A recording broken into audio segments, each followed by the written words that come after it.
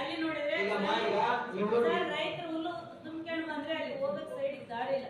ಇಷ್ಟೆಲ್ಲ ಅವ್ಯವಸ್ಥೆ ಇದ್ರು ಕೂಡ ಇದು ಟೋಲ್ ಹಾಕ್ಯಾರ ಅಂದ್ರೆ ಇದು ನಮ್ಮ ಅವಧಿಯಲ್ಲಿ ಆಗಿದ್ದಲ್ಲ, ಇಂದು ಕಳೆ ಶಾಸಕರು ಮಾಡಿದ್ದನ್ನ ಅದು ನಂಗೆ ನಿಲ್ಸಿದ್ರು. ಆದ್ರೆ ಈಗ ಹಾಕಿದ ಉದ್ದೇಶ ಏನಂದ್ರೆ ನನ್ನ ಹೆಸರು ಉದ್ದೇಶಪೂರ್ವಕ ಕೆಡಿಸ್ಬೇಕನ್ನೋದು ಇದು ಉದ್ದೇಶ.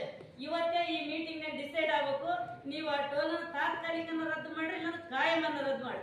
ಅಲ್ಲಿವರೆಗೆ ಕೂಡ ನಾನು ಈ ಮಾತು ಕೊಡುತ್ತ ನಾನು ಈ ಮೀಟಿಂಗ್ ಅಟೆಂಡ್ ಆಗಲ್ಲ. ನೋಡಮ್ಮ, ಈಗ ನಾನು ಇದ್ರ ಬಗ್ಗೆ ನಿರ್ಣಯ ತಗೊಳ್ಕೊಳ್ಳೋಕೆ ನಾನು ಆ ಸಂಬಂಧಪಟ್ಟ ಸಚಿವರಿಗೆ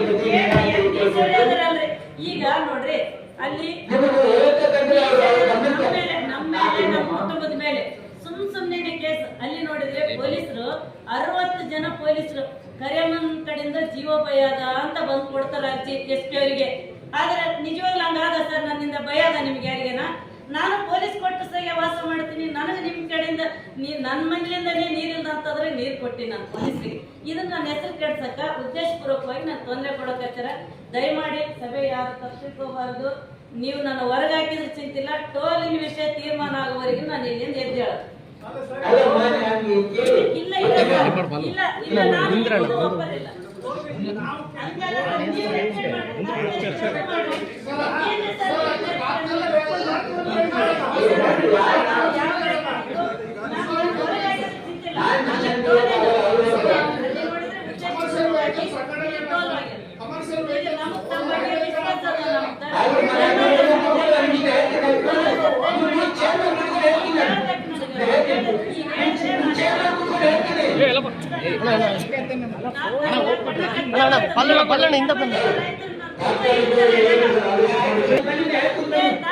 ಮಾಡ್ಬೇಕಾಗಿದ್ರೆ ಅವಾಗ ಅಧಿಕಾರದಲ್ಲಿದ್ರೆ ಅವಾಗ ಯಾಕೆ ತನಿಖೆಗಳು ಮಾಡಿಸ್ಲಿಲ್ಲ?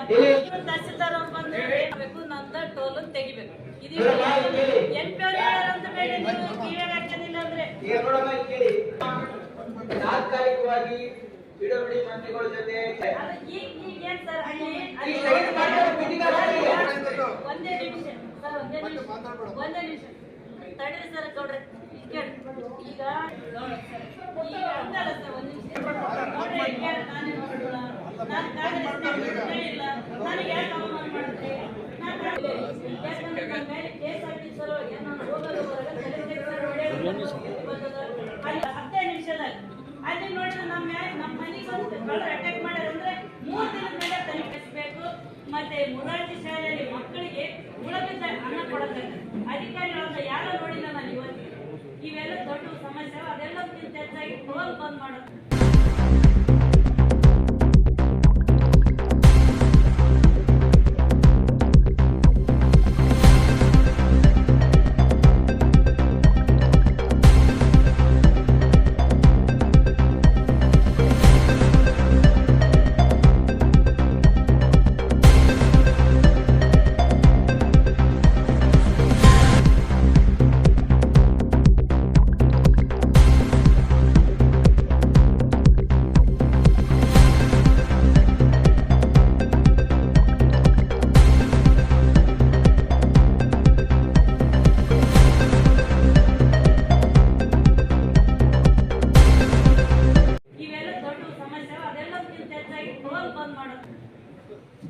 ಈಗ ಅಲ್ಲಿವರೆಗೆ ಅವ್ರಿಗೆ ಇನ್ಸ್ಟ್ರಕ್ಷನ್ ಕೊಡಿ, ಅವರಿಗೆ ಒಂದು ಬಿಡುಗಡೆ ಸಚಿವರ ಜೊತೆ ಒಂದು ಚರ್ಚೆ ಮಾಡೋ ತನಕ ಅದು ಸ್ಟಾಪ್ ಮಾಡಿದ್ರು. ಡೈರೆಕ್ಷನ್ ಕೊಡಿ, ಆಯ್ತಮ್ಮ.